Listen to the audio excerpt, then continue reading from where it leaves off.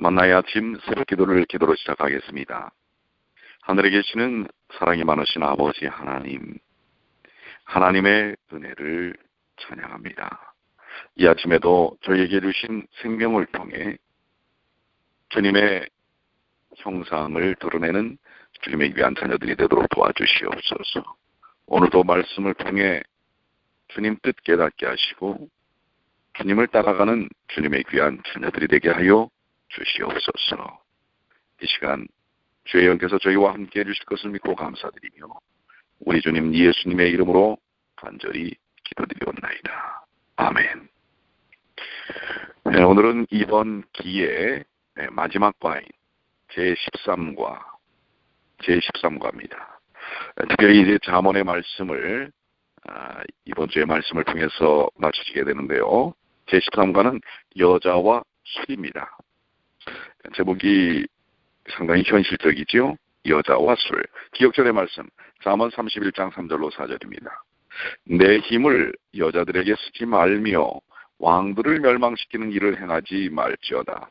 르무에라, 포도주를 마시는 것이 왕들에게 마땅하지 아니하고 왕들에게 마땅하지 아니하며 독주를 찾는 것이 주권자들에게 마땅하지 않도다. 특별히 이 과를 통해서 우리가 깨닫고 느끼고 또 적용해야 될 부분은, 깨닫기는 생활 방식의 선택은 한 사람을 초월한 영향력이 있다는 사실을 깨닫는다. 자, 우리가 어떤 생활 방식을 선택할 것인가, 이것은 상당히 영적인 문제에 중요하다는 사실이고요. 느끼기는 현재와 영원한 삶에 유익한 생활 방식의 소중함을 느낀다.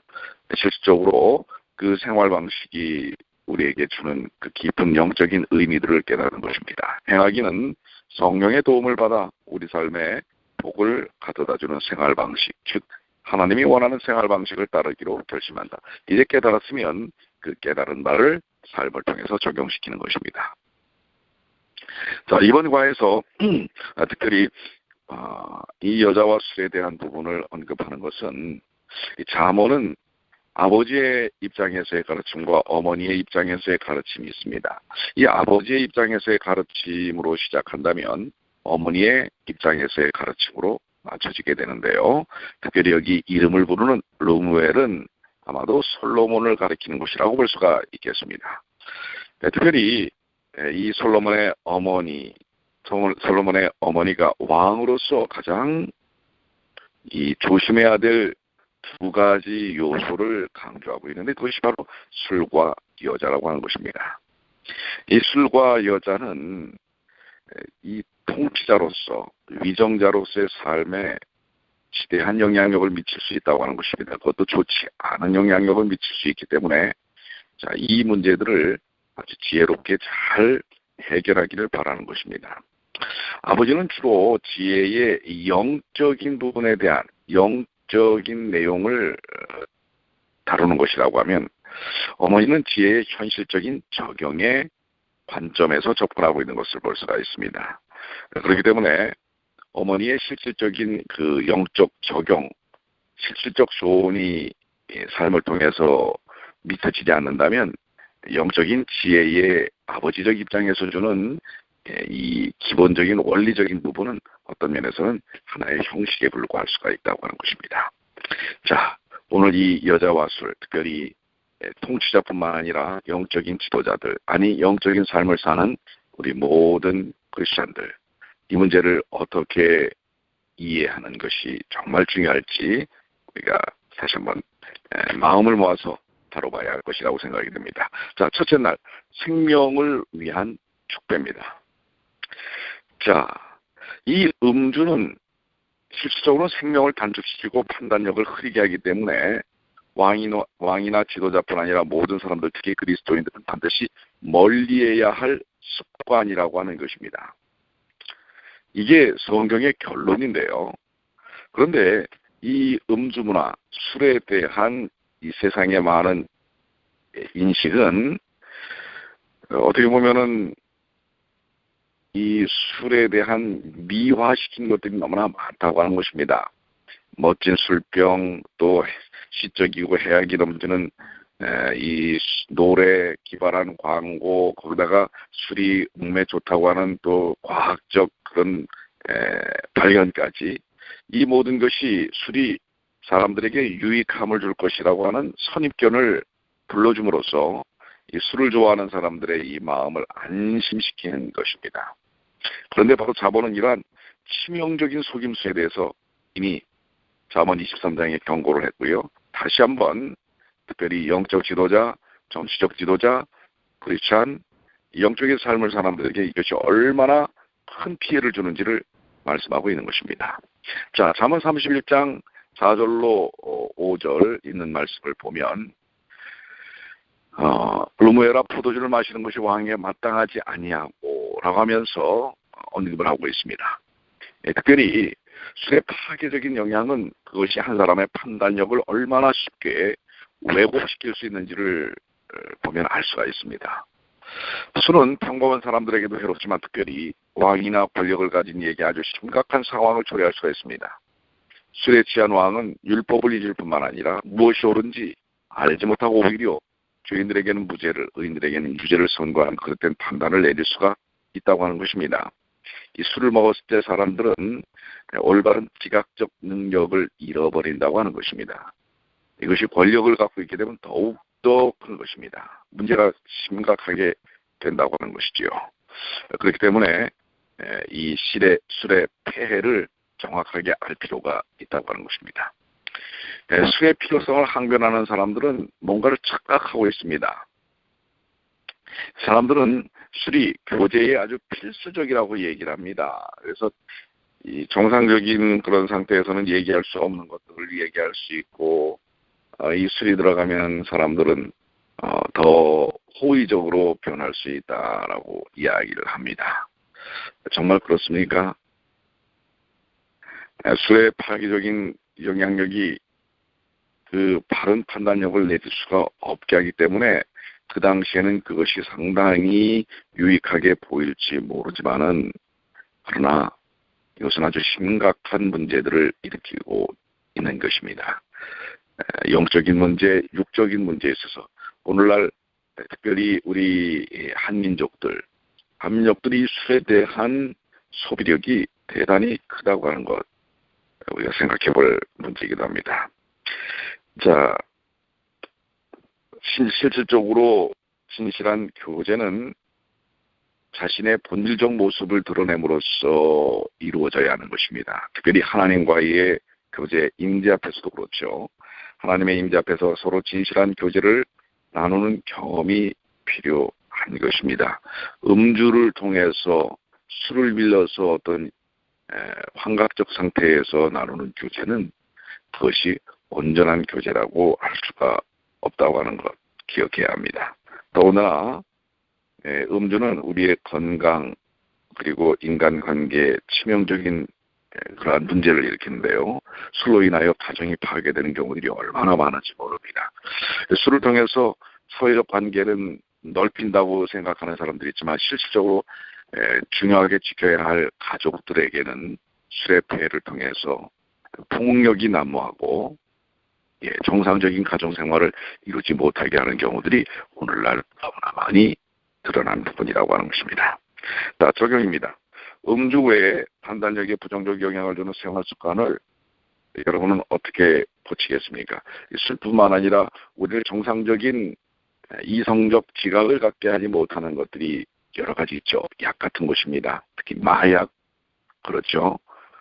이러한 부분들, 또 담배, 뭐 이런 것들이 우리가 정상적인 어떤 지각과 이성적 판단을 마비시킨다고 하는 것, 우리는 기억해야 할 것입니다.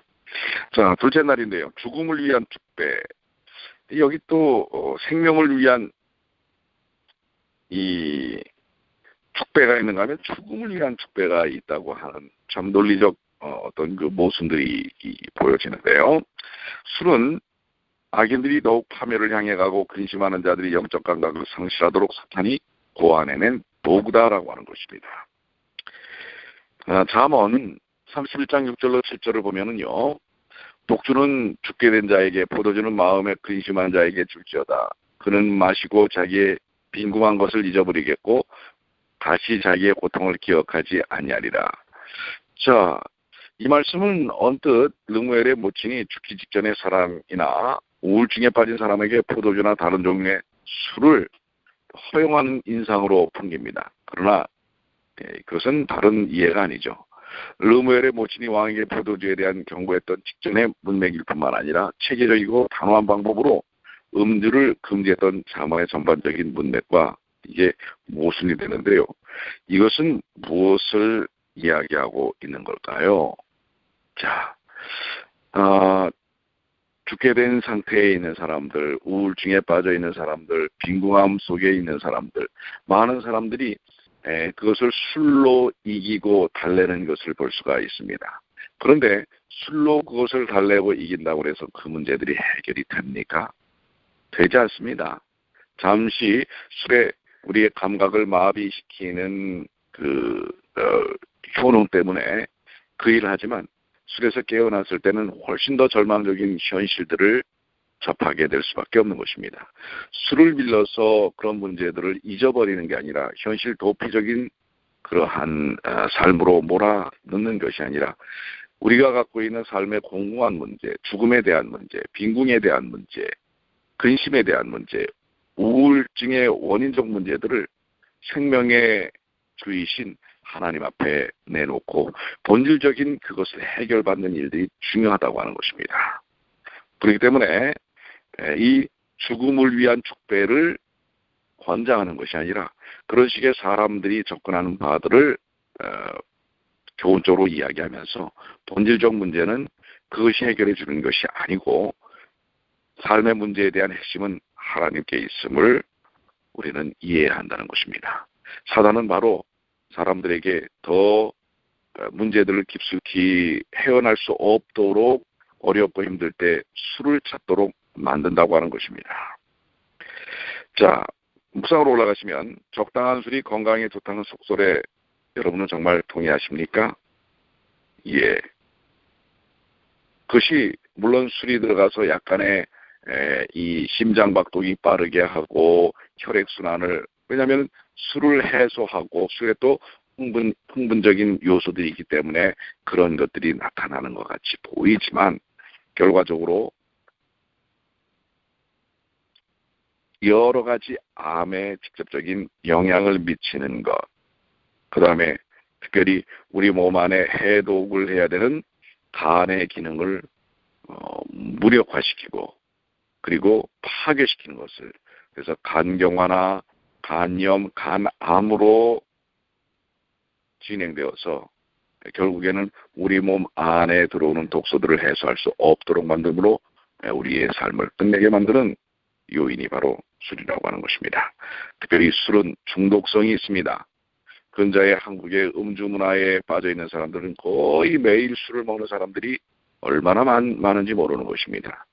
가끔 한 잔씩은 어떻겠나라고 생각하지만 그렇게 시작한 술이 결국은 헤어나올 수 없도록 만든다고 하는 것입니다. 우리 속담에 이런 말씀이 있죠. 처음에는 술이 사람을 먹지만 나중에는 사람이 술을 먹지만 나중에는 술이 사람을 먹는다고 하는 것입니다. 뭔지도 모르고 이제 그냥 그 중독적 습관에 의해서 먹게 된다고 하는 것입니다.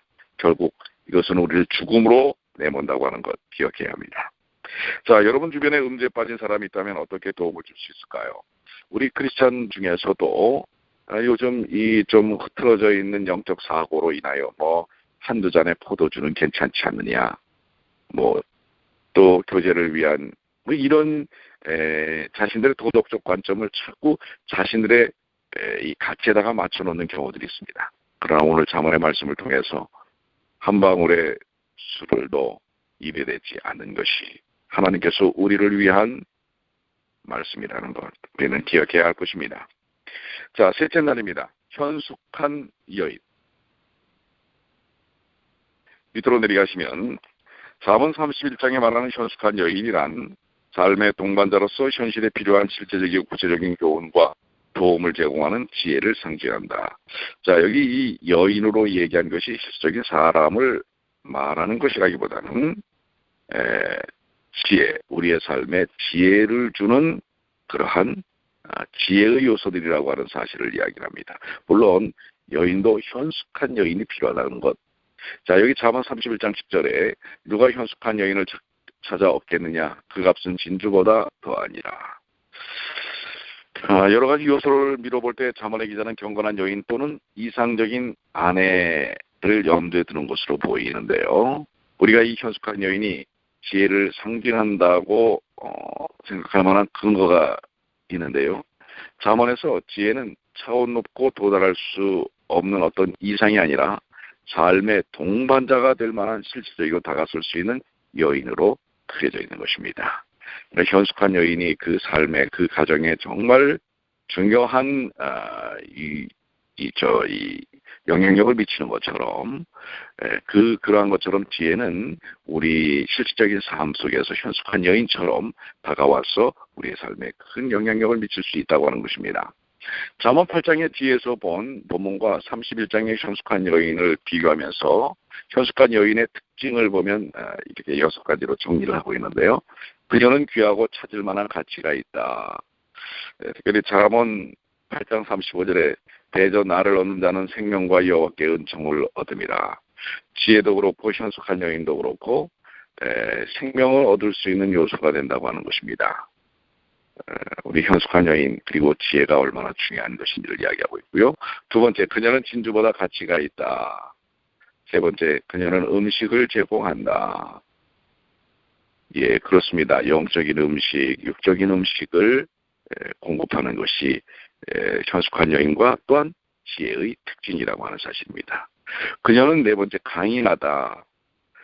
잠언 8장 14절에 내게는 도력과 참 지혜가 있으며 나는 영적이라 내게 능력이 있으므로 강한 능력을 갖고 영향력을 미친다고 하는 것을 말씀하고 있고요. 그녀는 현명하다. 현명합니다. 현숙한 여인과 지혜의 특징은 현명하게 올바른 판단력과 지각력을 갖게 한다는 사실입니다. 마지막 6번째, 그녀는 칭송을 받는다. 예. 그렇기 때문에 현숙한 여인도 또 우리가 따라야 할 참 지혜도 칭송을 받을 수 있는 삶으로 우리를 인도한다는 사실을 이야기하고 있습니다. 자, 이 잠언 31장에서 말하는 이 현숙한 여인은 우리의 삶 속에 정말 필요한 삶 속에서 나타나야 할 요소라고 하는 것을 이야기하고 있습니다. 묵상인데요. 여러분은 어떤 종류의 지혜를 삶의 지침으로 삼고 있습니까? 자, 여러분에게 영향을 미치는, 여러분의 삶에 실질적으로 영향을 미치는 지혜는 무엇인가라는 것입니다. 한번 생각해 보시고요. 여러분에게서 가장 삶을 유용하고 평화롭고 은혜롭게 만드는 지혜가 어떤 부분인지 한번 정리해 보시기 바랍니다. 적용입니다. 여러분이 탁월한 지혜를 찾는다면 스스로 걸러내야 할 세속적인 지혜는 무엇일까요? 이 사람들이 자기 나름대로의 원칙을 많이 정하죠. 나는 이렇게 살 거야. 근데 그게 정말 참다운 지혜인지 한번 말씀을 통해서 살펴볼 필요가 있고요. 또 말씀을 통해서 우리에게 주신 참다운 인생의 지혜, 영적인 지혜, 그것을 어떻게 삶에 적용할 것인지 우리가 매 순간 깊이 묵상하는 것, 이것은 상당히 중요한 것입니다. 넷째 날입니다. 그녀의 일인데요. 자, 여기 술과 여인에 대하여 이야기를 하면서 특별히 이제 그녀의 일인데요. 지혜로 내려가시면 지혜가 우리에게 요구하는 삶은 영적인 것을 중요하게 여긴다는 핑계로 게으름을 피우는 것이 아니라 현재와 미래를 위해 근면하게 일하는 삶이다. 자, 이 상당히 이것도 우리에게 중요한 관점을 제시합니다. 이번에 제가 이스라엘에서 특별히 예루살렘에서 좀 뭐라고 할까요? 예사스럽지 않게 느낀 게 한 가지가 있는데요. 곳곳에 거지들이 있는 것입니다. 그런데 이 거지들의 이 행색이 지난번에 제가 기도할 때에 쓰는 탈릿이라고 하는 걸 보여드렸죠. 그것을 쓰고 구걸을 하고 있어요. 그래서 그 가이드가 지나가면서 그 일에 대하여 설명을 합니다. 뭐라고 얘기를 했냐면 저 사람들은 하루 종일 기도만 하고 수행만 하면, 영적으로 수행만 하는 사람들이라고 하는 것입니다. 그런데 이 이스라엘에는 상당한 퍼센테이지 일도 안 하고 뭐 아무것도 하지 않으면서 말씀만 묵상하고 그 기도만 하는 사람들이 있답니다. 그래서 국가에서 사실 그 사람들이 상당히 골칫덩이라고 하는 것입니다. 군대도 가지 않아요, 그 사람들은. 이스라엘의 전 남녀 그 젊은이들은 다 병력의 의무가 있는데 그들은 군대도 가지 않습니다. 그러니까 랍비죠, 그 사람들은. 그런데 그렇기 때문에 국가가 먹여 살립니다. 매일 말씀만 적어하고 묵상하고 기도만 하는데요. 그래서 나라에서 최소한의 생활비만 준다고 합니다. 근데 그것이 부족하니까 나와서 어떻게 해요? 구걸을 하는 것입니다. 어떻게 보면 이 잠언의 말씀이 우리에게 정말 시사하는 바가 큰 게 아닌가라고 생각을 합니다. 자, 그녀의 일, 특별히 여기서 그 현숙한 여인으로 상징되었고 또 지혜로 상징된 이 말씀은 그녀는 우리의 삶에 어떤 영향력을 미쳐야 할 것인가? 신앙적인 문제 때문에 삶을 소홀히 하라고 하는 것이 아니라고 하는 것이죠. 말씀만 보고 기도만 하라는 게 아닙니다. 말씀을 보고 기도하되 그것을 통하여 삶을 이루는 것이라고 하는 것입니다. 예를 들어서 신앙적인 문제에 관심을 기울이기 때문에 사소한 문제에 돌볼 시간이 없다는 식으로 핑계를 대고 게으름을 드러내고 하는 것은 성경적 원칙이 아니라고 하는 것입니다. 오히려 그녀는 부지런한 손으로 일을 한다라고 얘기합니다. 여기 영적인 인물이 기도하거나 묵상하는 모습으로 묘사되지 않고 자, 잠언 31장에 뭐라고 되어 있어요? 그는 양털과 사물을 구하여 부지런히 손으로 일하며 자기의 집안일을 보살피고 게을리 얻는 양식을 먹지 아니하나니. 그냥 얻어서 먹는 사람들이 아닙니다. 뭐 티벳이나 이런 데 보면은 그 승려들이 뭐 상당한 수가 있죠. 그 사람들은 하는 일이 맨날 경을 외우고 경을 읽고 그러면서 돌아다니면서 구걸하여 다른 사람들에게 얻어먹는 것입니다. 이것이 참다운 신앙의 모습이 아니라고 하는 것을 이야기하고 있습니다. 오히려 성경이 말하는 현숙한 여인, 지혜로운 삶은 부지런히 노력하고 부지런히 일하는 손으로 표시되고 있는 것입니다.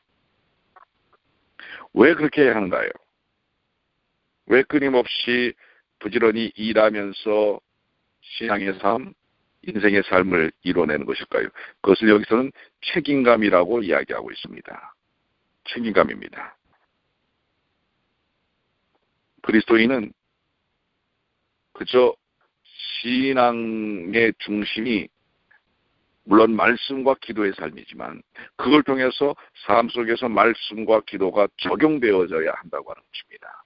실질적으로 적용되지 않으면 저 수도원에 들어가서 기도만 하고 그저 말씀만 살피고 하는 그런 삶으로 살도록 만든 것이 아니라고 하는 것입니다. 오늘 우리가 그리스도인의 신앙적 삶에 대한 오해를 잘 벗어나야 할 것이라고 생각이 됩니다. 자, 그래서 묵상으로 하면 근면한 삶과 지혜로운 또는 영적인 삶은 무슨 관계가 있는가? 우리가 이 문제에 대해서 명확하게 할 필요가 있다고 하는 것입니다. 진정 영적인 삶을 사는 사람들은 자기에게 주어진 일들을 충실히 감당하고 아버지로서, 어머니로서의 책임감, 사회인으로서의 책임감을 감당하면서 그 영적인 의미들이 삶을 통해 적용되는 것이라고 하는 것. 무기력하고 무능력한 인생이 아니라고 하는 것을 우리는 분명히 기억해야 합니다. 자, 그래서 적용은요, 여러분은 어떤 면에서 더욱 근면하게 살 필요가 있습니까? 한번 생각해 보시고요. 자, 다섯째 날, 그녀의 돌봄입니다. 지혜의 중요한 특성 중 하나는 친절한 말과 행위로 표현되는 인애의 법이다. 지혜는 외적인 특성이 아닌 내면의 특성에 더 중요한 가치를 둔다. 자, 여기 또 중요한 문제를 다루고 있지요. 자, 여기 현숙한 여인으로, 그러니까 일반적으로 여인에 대한 관심은 성적이거나 육적인 어떤 부분으로만의 접근으로만 제시되는 게 아니라고 하는 것이죠. 여기에 대한 부분은 오히려 현숙한 여인, 지혜를 잘 받아들이는 일을 통해서 나타나는데요. 이 잠언 31장 26절로 31절에 나오는 이 여인의 삶의 모습은 이 어떤 모습으로 드러나냐면 언어의 습관과 말에 있다고 하는 것입니다. 현숙한 여인은 친절과 지혜로서 잘 알려지고 나타나게 드러나게 된다고 하는 것입니다. 특별히 여기 인애의 법, 친절의 법에 대하여 주목해 보시길 바랍니다. 친절은 때때로 입에서 빠져나오는 일시적인 속성이 아니라 그의 삶 전체, 삶을 통한 일상적인 모습을 나타내는 것입니다. 그렇기 때문에 우리 그리스도인들과 또 영적인 삶을 사는 사람들이 그 지혜가 어떤 모습으로 드러나는가, 그것은 언어적 특성과 습관과 말, 그리고 친절함에 나타나는 것입니다. 어떨 때 보면 그리스도인으로서의 삶 속에서 오히려 그리스도의 모습을 드러내기보다는 아주 좋지 않은 모습을 드러내는 경향들도 있습니다. 말이 급하고 또 어떤 상황이나 상태에 대하여 자기 생각에 그냥 갇혀서 그냥 툭 생각하지 않고 내뱉고, 또 다른 사람에게 상처를 주는 말, 다른 사람의 입장을 생각하지 않고 그저 자기 생각에 갇혀서 이야기하는 걸 통해서 다른 사람을 이렇게 가슴 아프게 하는 그런 경향들이 많이 나타날 수가 있습니다. 이것은 결코 지혜로운 삶이 아니라고 하는 것을 이야기하고 있습니다. 어떤 관점에서 보면은 그들의 말이 틀린 것은 아니에요. 그런데 틀리지 않았지만은 상대에게 상처를 줄 수 있다면 그것은 지혜로운 것은 아니라고 하는 것입니다. 오늘 그리스도인들의 삶 속에서 나타나야 될 언어 습관은 부드럽고 따뜻해야 합니다. 아니 그렇게 갖고 상대방을 어떻게 다른 사람을 바르게 잡습니까? 바르게 잡는 건 여러분이 아니지요. 바르게 하는 것은 우리 주님이시죠. 하나님의 말씀입니다. 우리가 어떤 사람들에게 바르게 어떤 것을 전달한다고 해서 그 사람들이 바뀔까요? 때때로 바뀌지 않고 오히려 싸움과 다툼이 될 때가 많다고 하는 것입니다. 오히려 사람들을 더 감화시키고 변화시킬 수 있는 건 따뜻한 사랑과 또 인내와 친절을 통해서 이루어지는 것을 우리는 기억해야 합니다. 자, 묵상입니다. 여러분의 품성과 언어 습관은 얼마나 지혜와 관련이 있습니까? 예, 여러분들이 이건 나는 옳은 것이니까 이렇게 해도 돼. 여기서 조금 더 우리는 지혜로운 삶이 필요합니다. 옳은 것을 다르게 표현할 필요가 있다고 하는 것입니다. 그래야만 옳음에 대한 의미 있는 결과가 나옵니다. 옳은 것을 나쁜 방법으로 표현하면 오히려 그르치는 경우들이 너무나 많다는 것 우리는 기억해야 할 것입니다. 자, 적용인데요. 언어를 순화시키고 내면을 단장하려면 그대에게 어떤 결심이 필요하겠습니까? 어제 말씀 기억하십니까? 안식일의 말씀을 통해서 생수가 들어와야 합니다. 예수 그리스도를 품어야 합니다. 그러면 우리의 배에서 생수의 강이 흘러넘치는 것입니다. 샘물이 들어와야 됩니다. 영적인 성령의 역사가 들어와야 하는 것입니다. 우리의 영적 삶에 다른 것이 가득 채워져 있다면 은혜로운 것들을 내놓을 수가 없는 것입니다. 우리가 어떤 생명적 능력 속에 채워져 있는가, 이것이 중요한 것입니다. 자, 결론인데요. 오늘 우리에게 특별히 어머니의 입장에서 솔로몬에게 왕으로서 무엇을, 어떤 가치를 갖고 나라를 지배해야 할 것인가라고 하는 면에 술과 여자를 주의하라고 했고, 또 어떤 면에서 현숙한 여인, 지혜를 품고 살아야 한다는 사실을 이야기하고 있는데요. 잠언은 우리가 선택하는 생활 방식의 중요성을 상기시키는 내용으로 결론을 맺으면서요. 현숙한 여인에 대해 상세히 묘사를 하고 있죠. 세상에서 중요하지 않은 결정과 선택은 없으며 성공은 여호와를 경외하면서 비롯된다는 사실, 우리는 배워야 할 것입니다. 오늘도 우리는 바른 선택을 해야 합니다. 어떤 선택 속에 살아야 할 것인가? 여러분의 마음, 여러분의 선택은 무엇입니까? 기도하겠습니다. 아버지 하나님, 오늘 주신 말씀을 통해 저희의 삶이 온전해질 수 있도록 도와주시고, 특별히 저희의 삶 속에서 현숙한 여인의 특징처럼 저희의 언어와 저희의